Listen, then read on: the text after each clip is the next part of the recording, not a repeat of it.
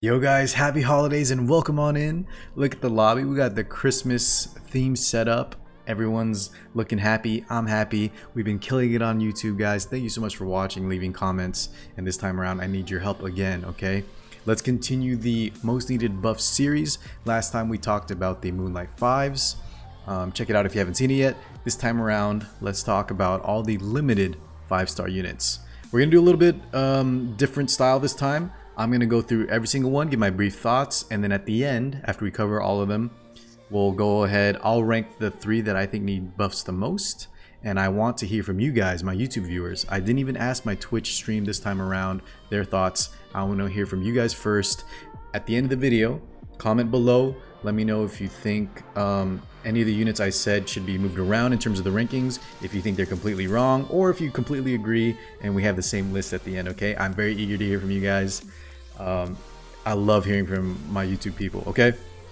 That being said, same thing as last time, I gotta make a quick disclaimer, all right?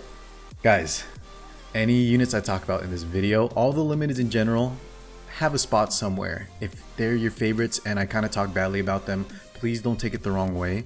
We're just talking about units that, in general, I think, and maybe you guys think as well, could use some buffs compared to the rest. Doesn't mean we're asking for buffs. It doesn't even mean that we necessarily think buffs are needed in general for the game. But Smilegate, you know, just recently released some crazy buffs for Landy and Cerise. So we might as well give our input, give our thoughts on who else we want to kind of expect or think to see might show up in the next balance patch update. All right, in terms of limiteds, now that they've shown that they will buff them, everything's off the table. I want to hear your thoughts on it, okay? So remember, you guys are usually pretty reasonable with comments, but sometimes there's always people that misinterpret what I mean in these kind of ranking videos. I'm not trying to down talk anyone's favorite husband or waifu. We're just saying in general, if units were to receive buffs, some of them I think could use the buffs a little bit more than others. All right, so let's get on with the rankings. Okay, guys, at the table, our first 4, as you can see, are the Guilty Gear collab units. Let's just go from left to right here. Number 1, guys.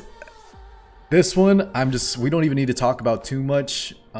Dizzy is absolutely insane. Ever since she was released, she's been an absolute game changer. Mostly PvP. I think nowadays everyone's moving away from her, and PvE for the most part.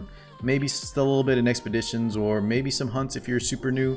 But generally, she's a PvP debuff monster. There's even been some damage builds coming out. I think she's absolutely amazing. Definitely does not need any buffs. We'll do the rankings at the end, but I'll tell you right now, she's not going to be anywhere near the bottom 3 or the most 3 units that need buffs the most, okay?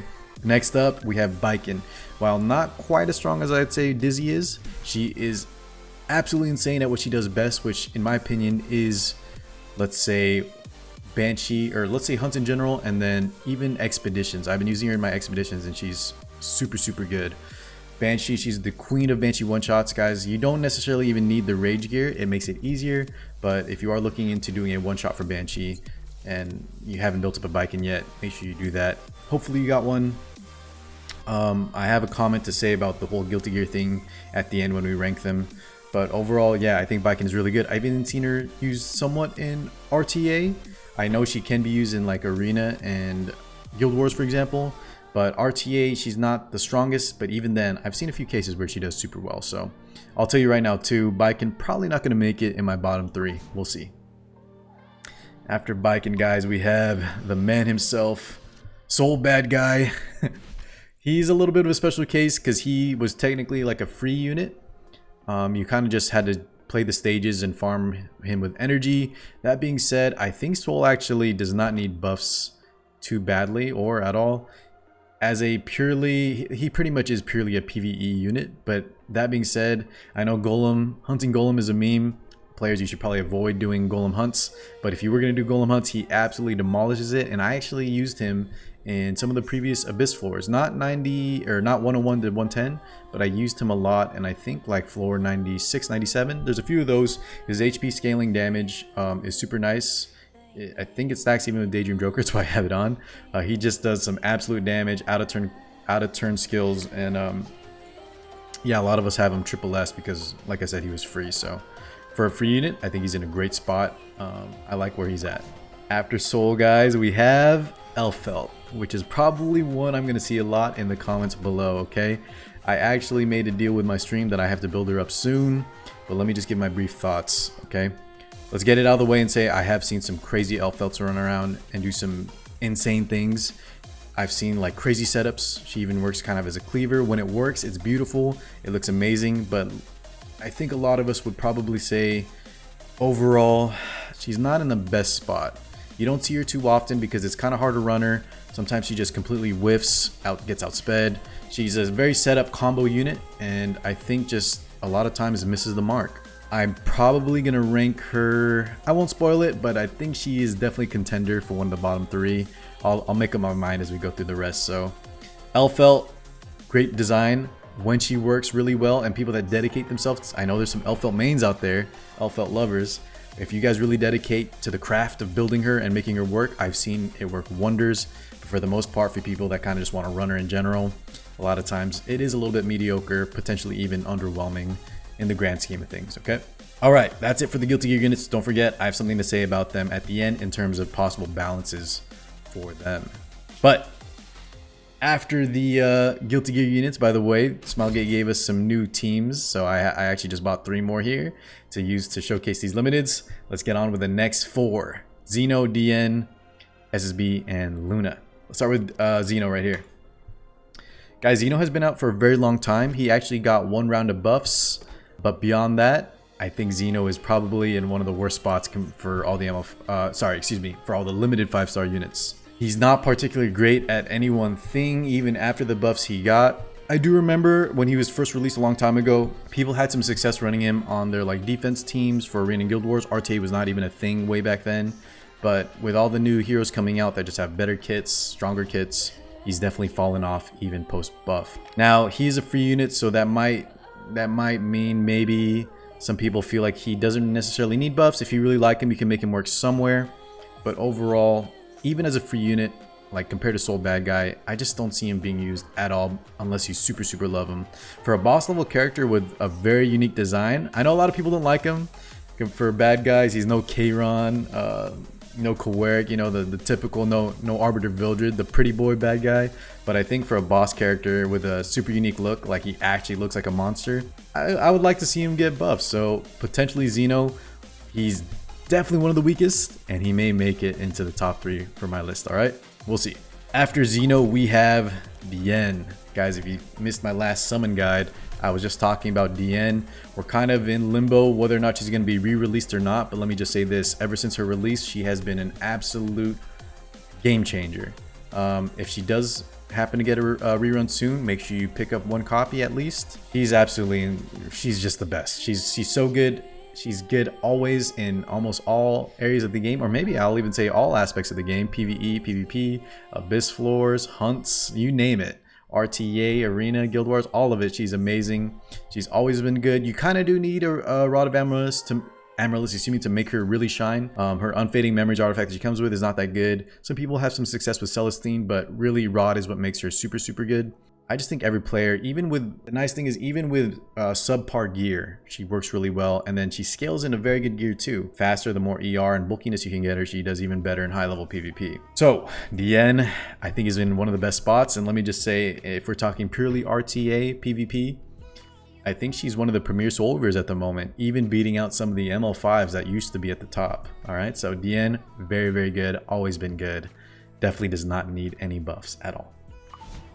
After Dien, let's just get them both out of the way, guys. The next lovely lady that definitely does not need buffs, Seaside Bellona. A terror, probably the unit that Smilegate, released without, probably the biggest blunder in terms of power levels. No one expected her to be as strong as she would be. This S2 has kind of been like a case study in what not to bring units out with to make them super oppressive and powerful. It's the counter that beats all other counters, because it's not a counter. It has unlimited amounts of uses. It's just way too good. Her kit is insane, and even with them releasing multiple counter units like Pavel and Rowana, you do see her less used on, like, let's say arena defenses, guild war defenses, things like that. RTA, you want to pick her later because she does have hard counters, but she's still very good, still very usable, even in PvE, even in PvP. And yeah, she's not going anywhere. Definitely does not need any buffs. Amazing top tier unit as well, just like Dien.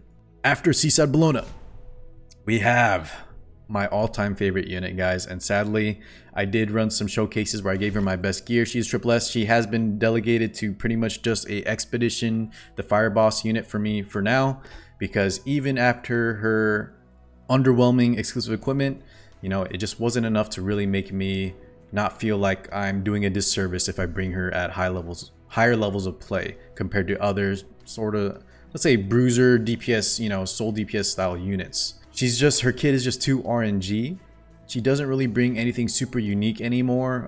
I guess she is one of the few units that still has an advantageous element, but beyond that, she's just not that good anymore, unfortunately. I would love for her to be, you know, looked at a little bit more in terms of buffs. Maybe make this a little less RNG reliant. Maybe make the S2 proc both at the same time.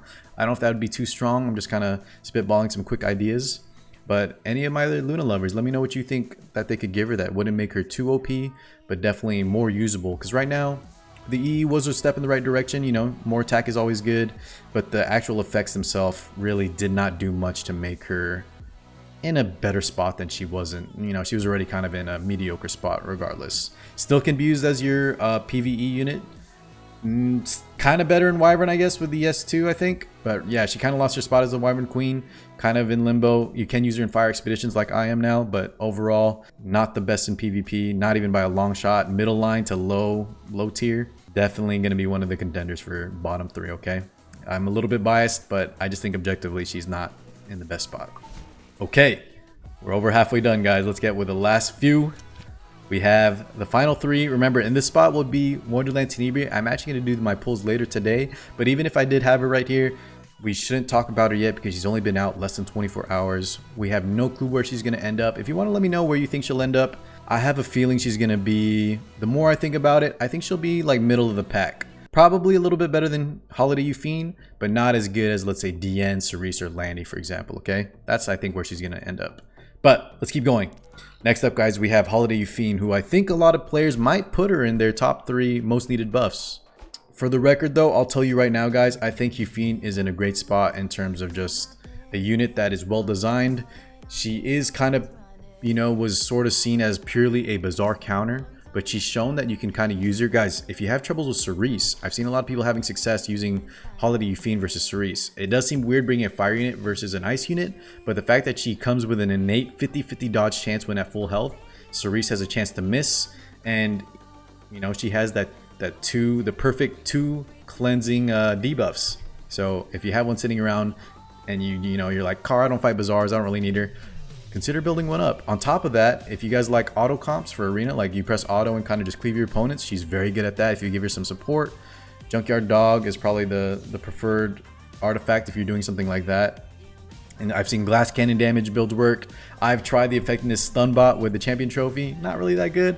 Just saying, there's a lot of different builds you can do for her. I think she's a, you know, not a top tier unit by any means. Potentially even more of a niche counter style unit. But I like that. I think she works well when you need her. And even beyond that, she kind of breaks out, like I'm saying. Now people are using her against Cerise. So, you know, definitely middle of the pack. But I kind of think she's in a great spot, all things considered. Not every unit has to be overpowered. After Holiday Eufine, guys, we have these 2 units who are the most recent buffs. I'll just tell you right now, Cerise is one of the most contested first picks. I'm actually going to have an RTA tier list coming out soon. She is insane. The buffs were over the top. They gave her so much in her kit. She's absolutely incredible.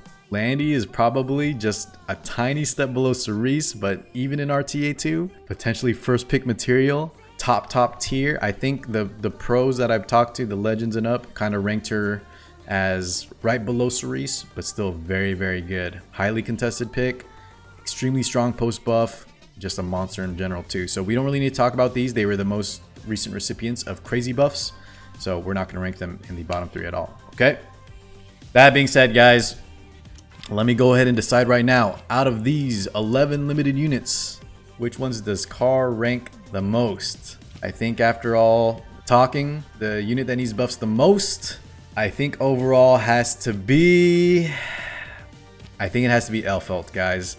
Now this one's going to be a little bit tricky. I do think Xeno is far weaker than Elfelt, and I'm probably going to put him at number 2.